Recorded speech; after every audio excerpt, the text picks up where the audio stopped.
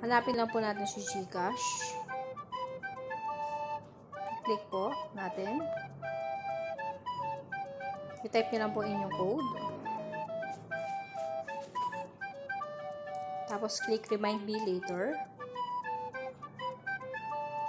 I-click din po natin yung bills payment. At yung telecommunication po, please click. I-search lang po natin dito is smart communication. Yan, click lang po natin. Meron po dito yung product, account number, mobile number, at email. Sa email po, optional lang po yan. Tapos may charge po siyang 7 pesos.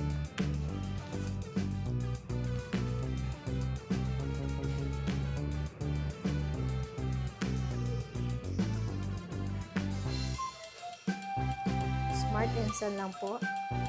Kung yan po is Smart or Smart Pro. Pero ang babayaran po natin ay Smart and Sun. Sa account number po,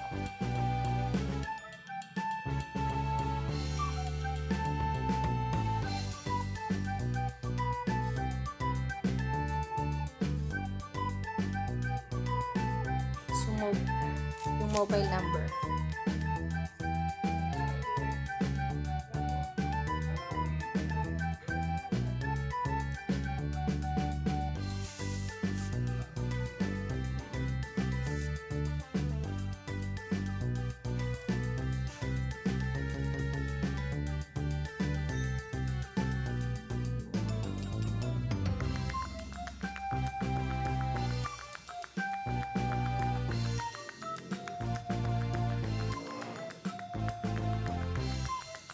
Kasi download lang.